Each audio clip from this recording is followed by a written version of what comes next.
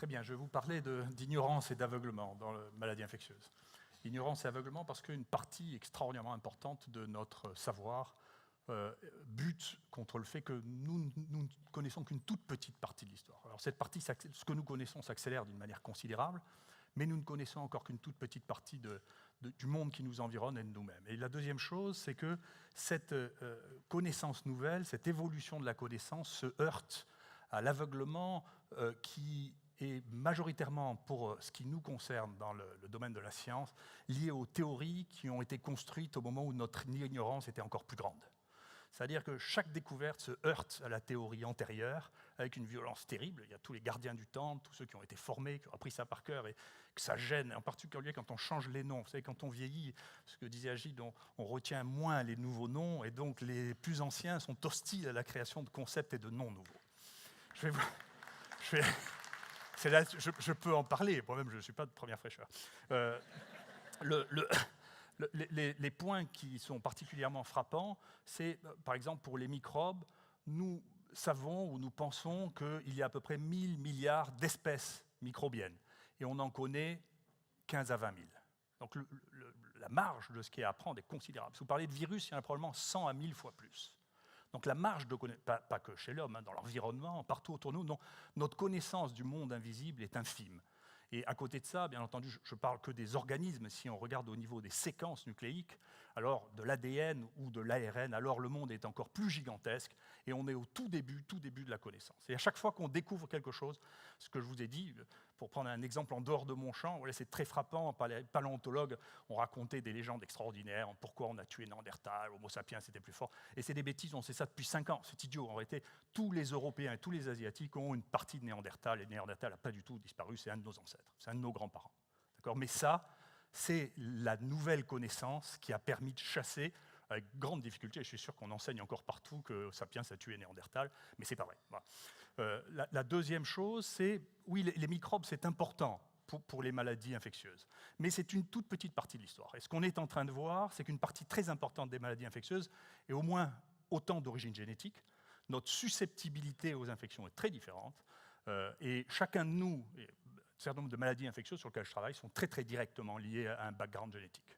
C'est probablement en partie vrai sur la tuberculose, pour la maladie, pour l'herpès virus, des choses très très banales. On est en train de se rendre compte que c'est la susceptibilité génétique, donc le germe ne fait pas tout. Non seulement la susceptibilité génétique est un élément qu'on commence à peine à découvrir, mais en plus de ça, l'environnement microbien, nous sommes un écosystème, on est bourré de microbes.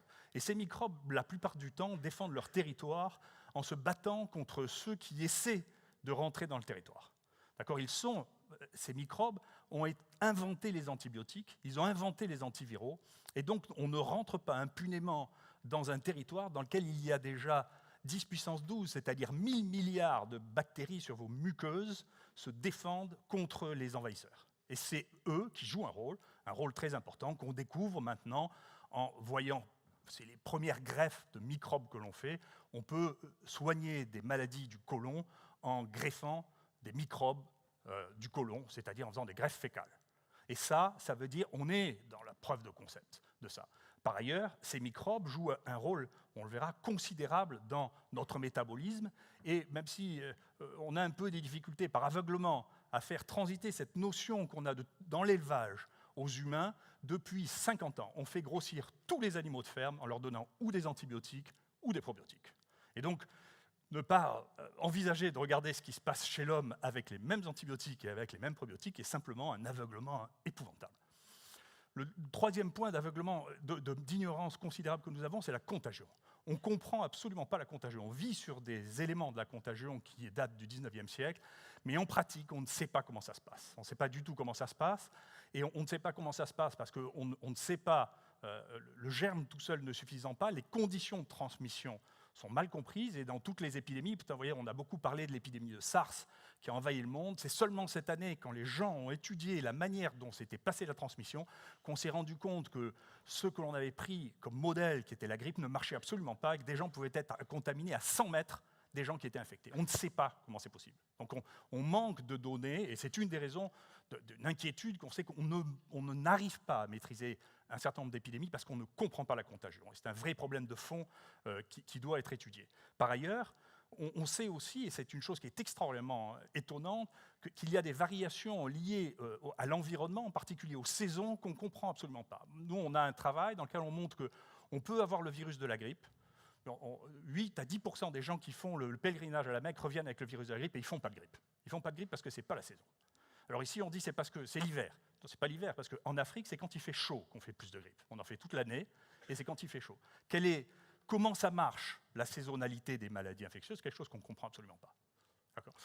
Donc, ça, c'est le spectre des maladies infectieuses tel qu'on le connaissait. Il y a un nouveau spectre des maladies infectieuses qui est comment les microbes, qui sont probablement la partie la plus importante de notre interférence avec l'environnement, sont capables de déclencher d'autres maladies que les maladies infectieuses aiguës. C'est le domaine des maladies chroniques. Et là aussi, il y a un aveuglement terrible qui touche tout le monde depuis l'OMS qui sépare les maladies infectieuses des maladies non infectieuses dans les maladies chroniques. Ce n'est pas vrai. En réalité, au moins 25% des cancers sont commencés par une infection microbienne. On vient d'en décrire une dans un lymphome, qui était inconnu jusqu'à maintenant, mais le cancer de l'utérus, le cancer de l'anus, le cancer de la gorge, le cancer du foie, tout ça sont des maladies, le cancer de l'estomac, tout ça c'est des maladies qui sont déclenchées par une infection. Et donc qui amènent à une réflexion à ne plus séparer les maladies infectieuses des maladies non infectieuses. Il y a celles dont on sait qu'elles sont infectieuses et celles dont on ne sait pas si elles sont infectieuses. Ça, c'est reconnaître son ignorance. C'est pas dire que ça n'est pas infectieux. Donc c'est un vrai problème. L'obésité, moi j'ai un cas exceptionnel, mais j'ai un cas qui avait une infection, y compris une infection du cerveau, dont j'ai guéri de l'obésité en lui donnant 1 mois d'antibiotiques. J'ai guéri. Donc ça existait.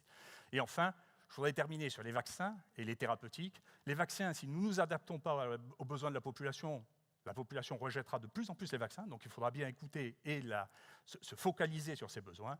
Et pour les thérapeutiques, il nous faudra bien trouver des modèles d'utilisation de l'ensemble de notre panel, et pas seulement ceux qui sont récents, innovants et qui rapportent beaucoup d'argent. Il nous faudra aussi utiliser tout le capital qu'ont accumulé les bactéries pour nous aider à traiter les maladies infectieuses. Merci.